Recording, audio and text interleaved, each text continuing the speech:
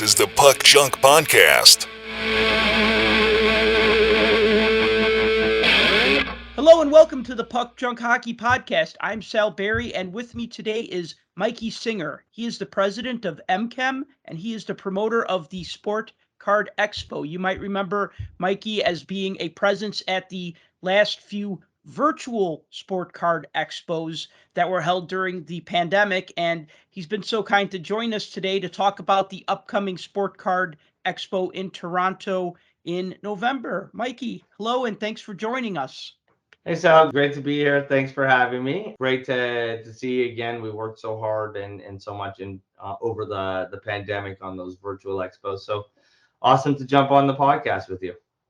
Those expos were a lot of fun.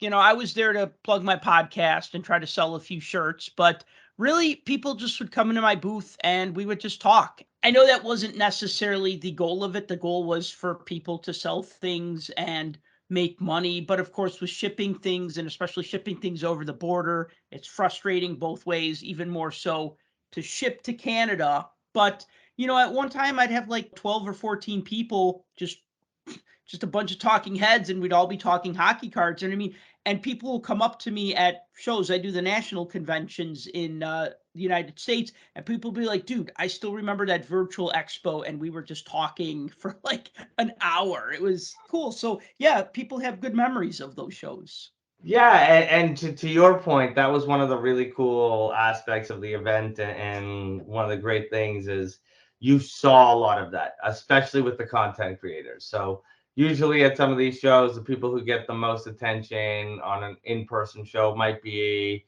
you know, the larger places like eBay and PWCC and things like that. But on the virtual side, didn't matter how much money you had. Everyone was pretty much the same way. But anyone who was a content creator, such as yourself, Jeremy Lee, these booths were full, right? And it was exactly as you said, with a lot of people coming in, connecting with fellow collectors and talking about collecting. Talking about what they're collecting, showing what they just bought. Like, it was really cool. So it was one of the really fun aspects, and something that we're trying to recreate in some ways at the upcoming event with some of the things that we're doing in a hybrid approach. Yeah, so I'm glad you brought that up, because actually the first question I was going to ask you was that generic, what can we expect at this upcoming expo?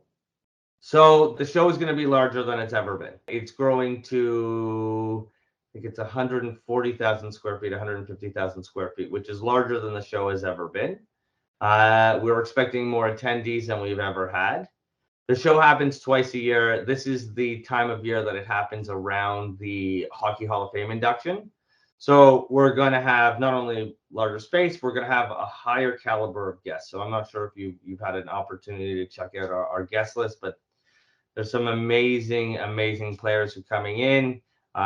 We have a group of the 72 Summit Series players coming in. We have the Legion of Doom line is coming in for signings, Matt Sundin. So really awesome guests. 6 of the cast members from Slapshot. So a lot of really fun interactive things that are going on. We'll be doing a ton of Q&As, and we'll also be, again, having really engaging meet and greets with the players and making sure fans have fun with that. And then we also have a ton of interactive elements that we're doing. So new elements are the Racing Hall of Fame exhibit that we're having set up.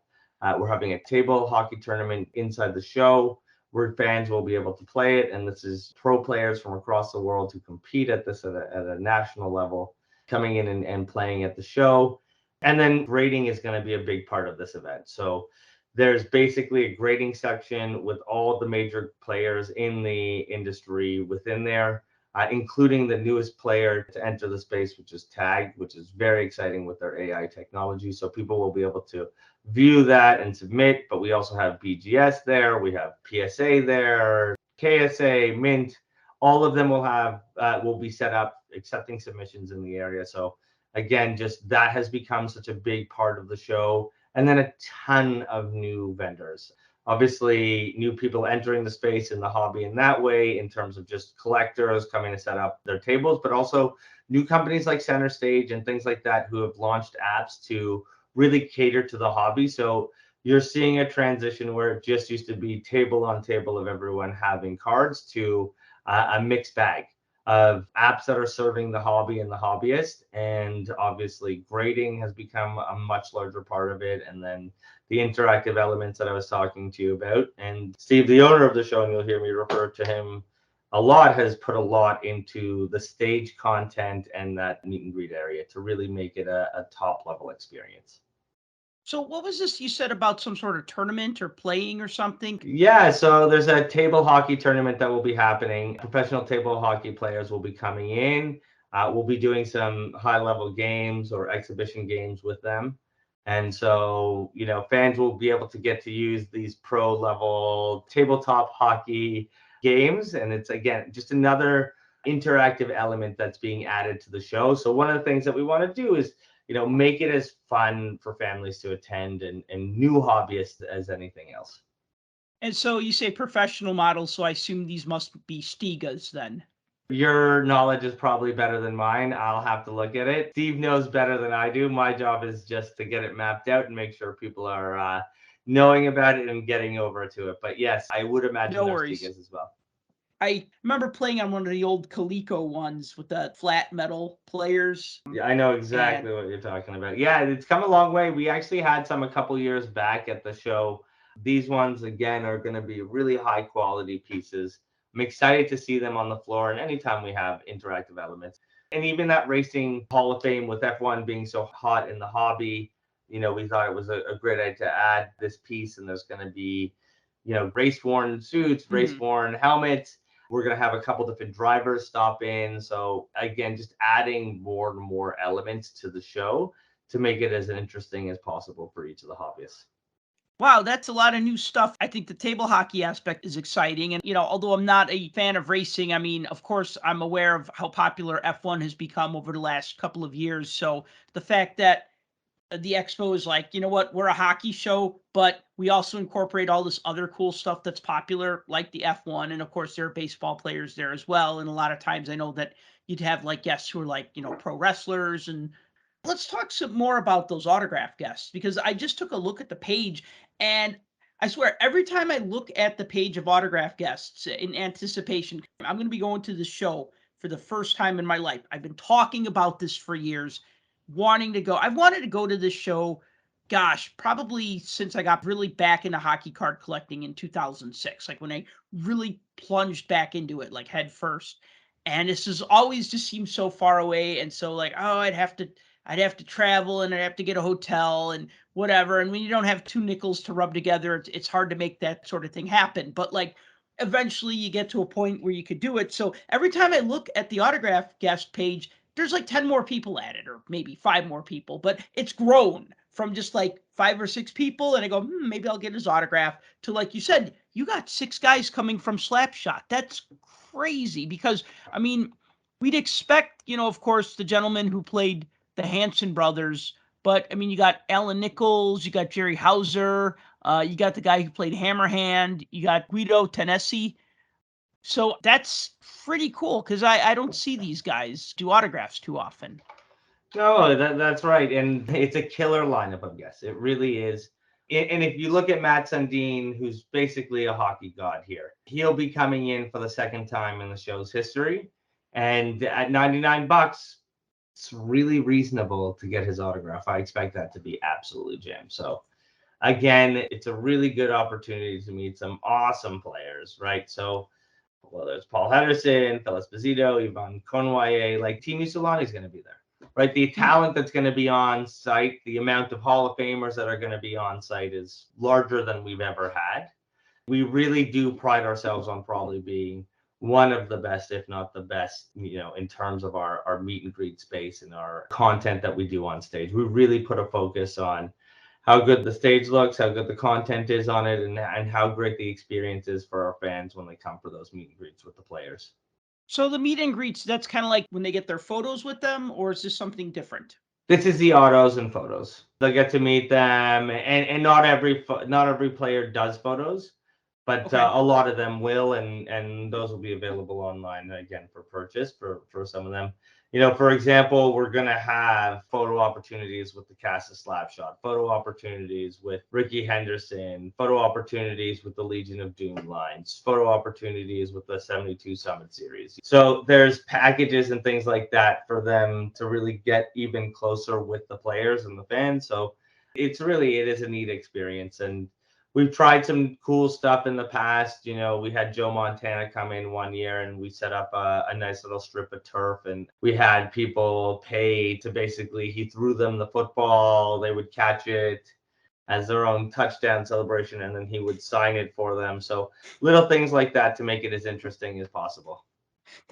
That's probably going to be the easiest pass they'll ever catch in their life. Yeah, right, exactly. And you know what? It's not. They're freaking out. They're all nervous. At the end of the day, a lot of these people who bought it, this is their guy who they grew up loving and idolizing. And it's moments that we create that are really fun. I've started to see stuff like that at shows, not as much. It seems like we went from, as like a culture, like you have an autograph and that proves that you met the person. But then it's kind of also become like the picture with the player, the selfie with the player, or the portrait with the player, almost as like a step up. Another way of proving I met this person, I got to see this person, I got to meet my hero. Now we're transitioning, or not transitioning, but segueing a little bit into like experiences, like having that experience. Like I got to talk to Joe Montana for a couple of minutes. He tossed me a pass and we got video of it, and it's something you could show your friends, something you could show, your kids or family or whatever. And I'm surprised we don't see more of that at shows. But then again, I imagine that it would be not, I don't say a logistical nightmare, but there's a lot that would go into something like that versus an autograph or even a photo. Even photos are harder than autographs, right? Like all of it is logistics and things like that probably isn't exciting to the average listener, but a lot of what we do. So, right, Steve owns the show. Our job is hired by the show owner, Steve, to really make sure the show runs and executes at a level that is top in Canada and top anywhere in the world.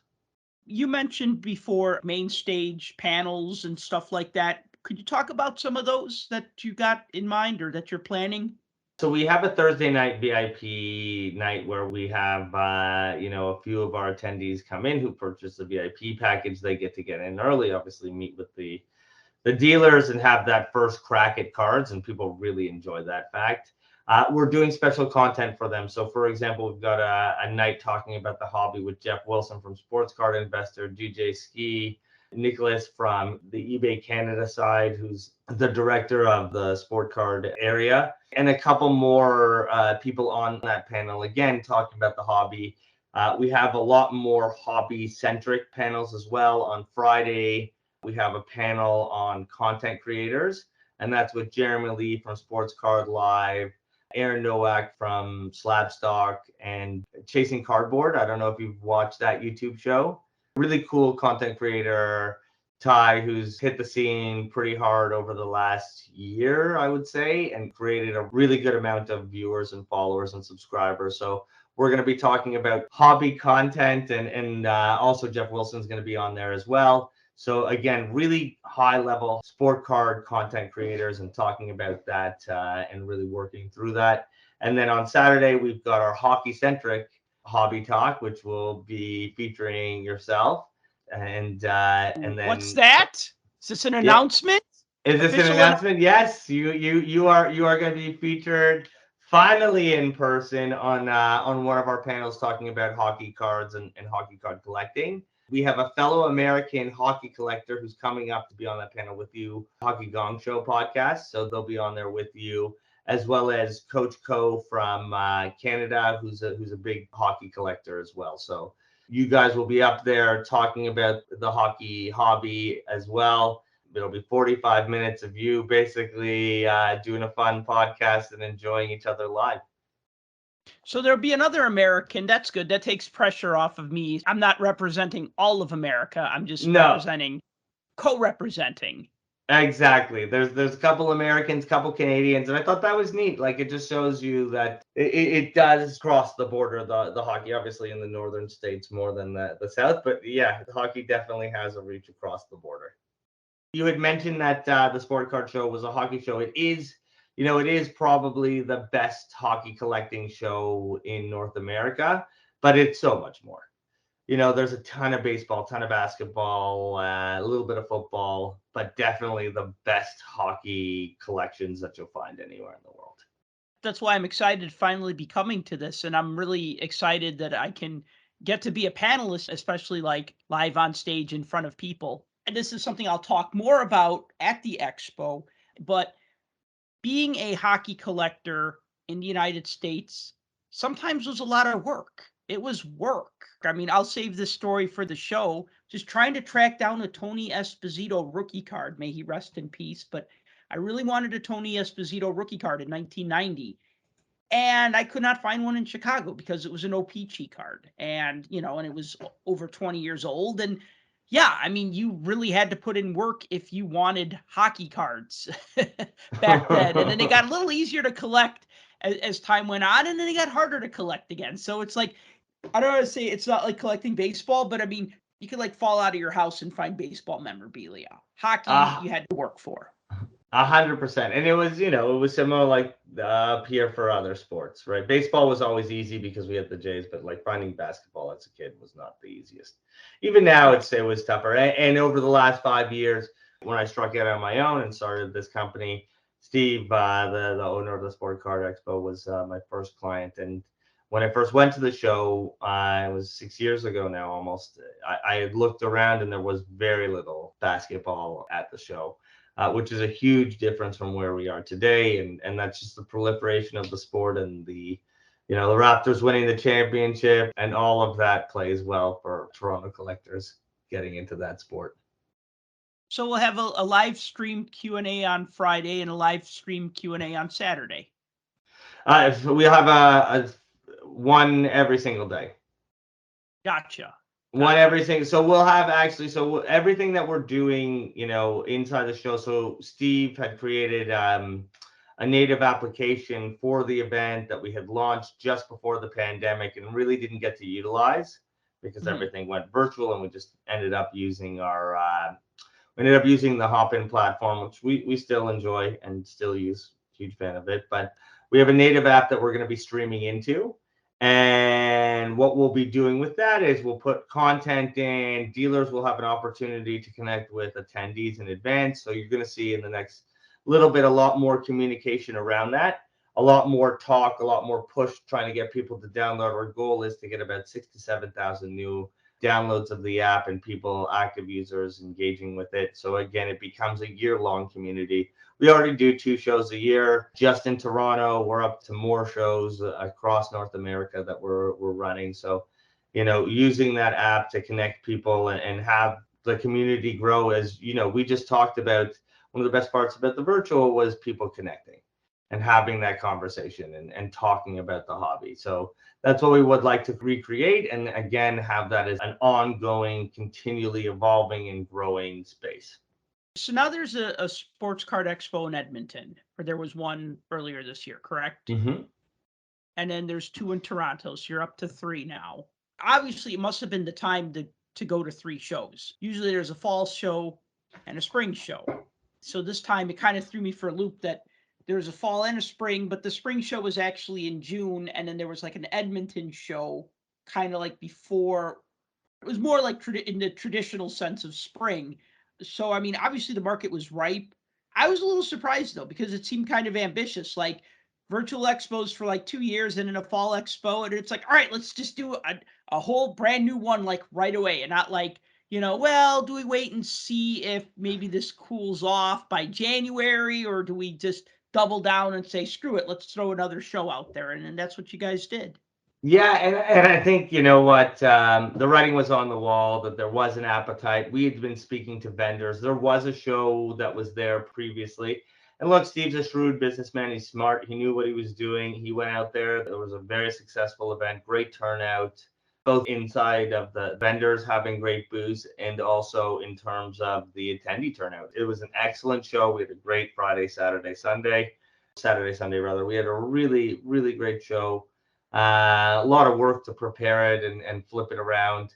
And there's actually another show that Steve does and supports for another client in Ohio, which is the Strongsville event, which is really cool. Strongsville, Ohio, and it's a vintage card show, so no shiny allowed on the floor. No refractors, no nothing. So it's all vintage, and it is super cool. We got to work that event. As I said, it was just a really cool event, really cool stuff to see. You become a fan, right? So you start looking for and there was stuff that you just don't see everywhere. So really neat. It was also a different kind of vibe. You saw a lot of gentlemen sitting down at tables and really completing sets. I see it a little bit at the Toronto show. Here it was rows and rows of tables of people completing the 59 top set with a lot of commons and things like that. So it was neat. It was a different kind of collecting that I haven't seen in a while. Like I remember when I first got into collecting completing sets, and I haven't even thought of that. I mean, it's near impossible with all of the inserts, refractors, and parallels. Like just really, really tough to complete a set. Like I was just talking to Jeremy Lee not too long ago. I really like optic basketball. Mhm. So what I'd love to do is collect all of the rated rookies in purple from 2019. And even that is just like a tough thing to do, just tracking them all down and getting them at a reasonable price, even for some of the lesser guys. So again, it's neat to see some of the older sets being put together. That's one thing I'm looking forward to. When I go to the National, and actually the last two times there have been Nationals, I've sold as a dealer. So I haven't had really a lot of time to walk around and find cards. But, the National would be maybe 10% of the dealers have hockey. Well, no, probably 20%. But as far as like vintage hockey, maybe 5%, maybe just really a handful of people. So it would become harder. Or like when I'd go to like a bigger show, because I'm spoiled in Chicago, we have a big show in the fall, we have a big show in March. And it would be like the same few dealers who would have vintage hockey, but really nothing from the 50s, some from the 60s, mainly like the 70s and up. So that's one thing I'm looking forward to at the Toronto Expo next month is trying to find some of those older hockey cards that have eluded me for years. So I'm one of those guys with lists. Now it's on my phone, but still it's a Word doc. It's on my phone now. You're right in that sweet spot, right? Where you've got that digital know-how, but you're still looking through your list. I promise you this, you will definitely be able to find what you're looking for vintage hockey-wise at Toronto. Thinking of the last couple of in-person expos, we had fall, we had summer, and we had the Edmonton one. What are maybe some of the highlights or things that stood out to you about the last couple of shows? Just to kind of give people an idea who haven't come to the expo yet, but maybe are thinking about it. So it's been really cool seeing some of the different brands come in and bring cool activations into the space. Tables are always great. Everything from BMW sports cards to Player's Choice and Mint Ink and all of those booths.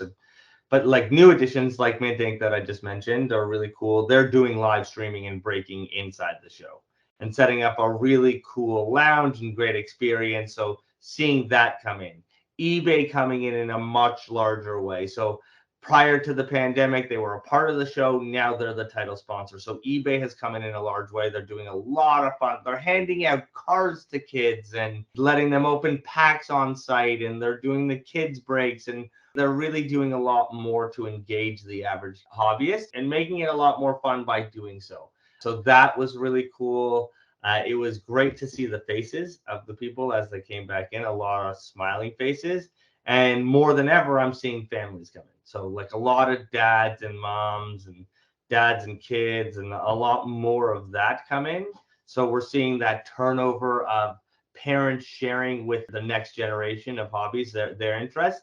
And I'm seeing a lot of kids get into it. So it was exciting for me to see, like, I remember so I attended this show when I was 12 years old and going to the International Center and walking through and looking at all the boxes and things like that. This is before Steve ever owned it, before I ever knew I was going to work in the industry. So it's fun to see that transition of people my age bring their kids down, their 12-year-olds, and getting them into the hobby. I have a bunch of friends come down bringing their kids. So it's really fun seeing that, and it's really an exciting part of the hobby in general. And then the other part is anytime we get to do Q&As, that go really well. At one point we had Bobby and Dennis Hall on for a Q&A, and they were hilarious. And anytime we get great players who are really engaging, it just makes for really fun times and stuff that you don't necessarily look. They're going to speak far more freely here than on a television broadcast because there's not as much pressure. So we get some really good stories, really good turnout, and awesome interactions with the players and the fans.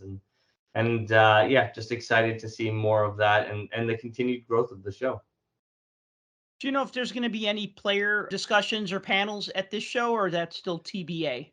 Yeah, there will be. We're just solidifying all of the players who are going to be up for Q&As, but there's at least 2 or 3 a day. Excellent. And so we do 10 minutes Q&As with the moderator where we're going to have an opportunity to connect with them, ask them a few questions, honestly, just get some really fun answers. And then they go off and meet their fans, or it's right after they meet their fans. But yeah, it really is a good time. Just throw this out there. I'm sure you've already thought of this or somebody has, but I got to tell you, if you had the 6 guys from Slapshot doing a discussion, you would need the biggest room you could find for that, because I'm sure there wouldn't be an empty seat. Yeah, well, I think we are. We're going to have a Q&A. So that's one of the Q&As for sure that we will have on stage. We're going to have those guys up there. We'll have a really good time with them. Right? I mean, look, it's definitely a real good group of guys. It's going to be real funny. Excited to have them in and excited to see what they say on stage, you know? Yeah, one of the most no, iconic absolutely. movies. You know, especially the guys who played hockey, but then also were acting in the film. And then, there's also, well, Jerry Hauser's more of an actor who ended up playing A hockey player versus a hockey hockey players player, who and then he played. played a hockey player again in the, I don't know if you ever saw the made-for-TV Miracle on Ice movie called Miracle on Ice. No, I saw the one, the later, like the movie with The Disney one, yeah. So Jerry Hauser was on ABC TV, if I remember correctly, but 1981, it was called Miracle on Ice, and it was basically a dramatization of the 1980 American team beating the Soviets in the 1980 pretty Olympics. quick turnaround to have it out in 81. Well, and the thing is that a lot of it they just used game footage. Yeah. So which makes sense, right? Which makes a lot of sense, yeah. And so Hauser played one of the players. I guess he plays the guy who gets cut last in the film. So he doesn't play one of the 20 Olympians, but he was on that team with them for a while. So he's become, he's like a main character in the storyline. But I kind of pick up on these guys who've done more than one hockey movie. You know what I mean? And he's one of them. So I think that's really cool. So It's going to be funny, right? Like, it's rare that you get as many together as you can. So we got a lot of them. I'm curious to see what they say. It'll be up to the moderator to get some great answers out of them. this is a 2-part question, and you can answer either part or both. What advice would you have for people coming to the expo for the first time, and maybe advice for Americans like myself who are coming to the expo for the first time? It's not so off from the national. Less people, but very similar in vibe. You're gonna meet a lot of nicer people though. But bring comfortable shoes, right? Be ready to walk. It's a lot of walking. It's 150,000 square feet. If you want to see the whole show, you're going to move around. We have food on site, but don't be afraid to walk out of the venue. You can go in and out over the course of the day if you got a day ticket or a weekend ticket where you can leave throughout. There's lots of food around there. Parking's free, but there's tons of hotels. If you're traveling from out of town, there's a lot of hotels within a very close vicinity, and a couple have agreements with or room blocks with the event. So feel free to check out the show to see good rates on hotel rooms. And then really bring cash, right? Like if you can, bring some cash. Never hurts to have cash if you want to get the best price on something.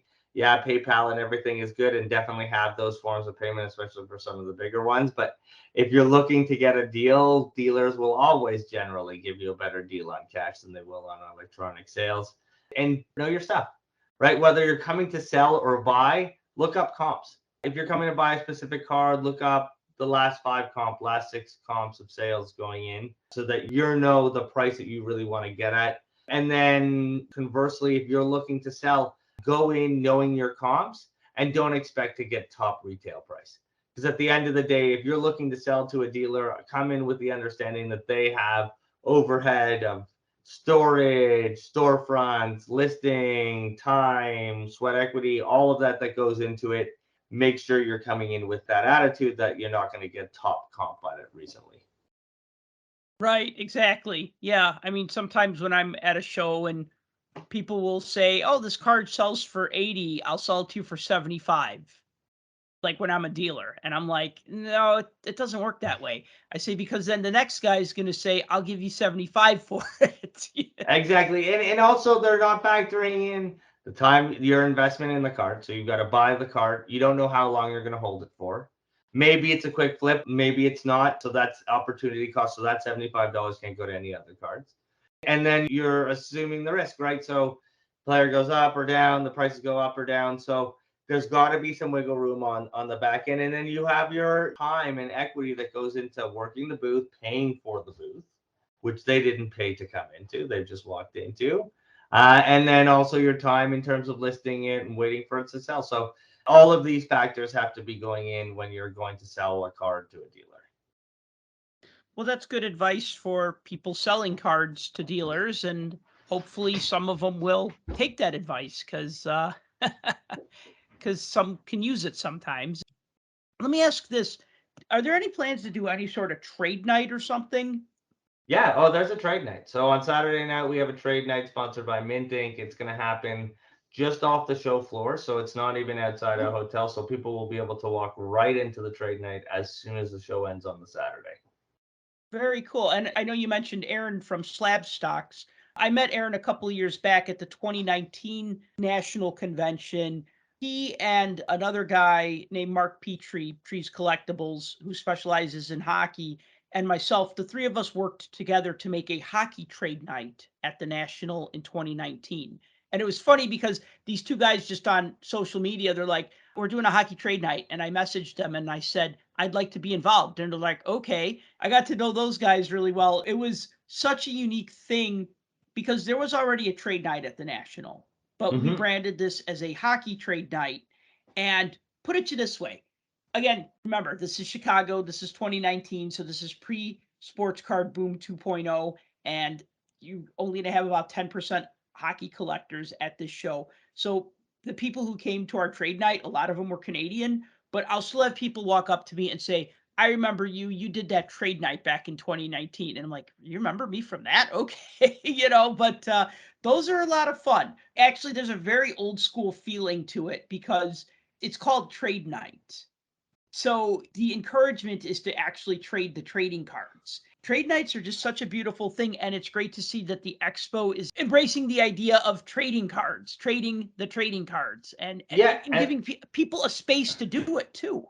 That's it. And so the ticket is $25 to get in. It includes a beverage, a pizza, and obviously your chance to win. So Mint Inc. brings in a DJ. It's a full bar. It's a really good time. We try to make it a trade night with a little bit of a party twist to it. So it's a really good time. Last year was the first year we did it. We had a great turnout for it. So we're expecting an even bigger turnout this year as we push it even harder leading in. That is exciting. So anything else we should know about the expo that you want to mention or that we didn't get a chance to talk about? Again, the show is 4 days if you buy the VIP ticket. It's 3 days if you buy the weekend pass. It's going to be the largest it's ever been. Have fun, come down, be safe when you come down. Make sure if you're coming with your cards, try to make it as movable as possible. Backpacks, be secure. Keep an eye on your stuff and have a good time. And know your comps going in. And keep an eye out for me because I'll be there. I'll be in a black Puck Junk logo T-shirt, and I'll even be passing out a few to people that I see on the show floor. So if you see me and you want one, ask for one. And hopefully you'll come to the Q&A panel that I'm so happy to be a part of. So yeah, this is going to be great. Awesome, Sal. Well, it'll be great to see you, and it'll be great to see you in person again after so many times working together virtually. And it was awesome to be here on the podcast. Thank you for listening to the Puck Junk Hockey Podcast. As always, if you've enjoyed this podcast, be sure to like and subscribe. And until next time, collect what you like. For more hockey goodness, follow us on Twitter @PuckJunk.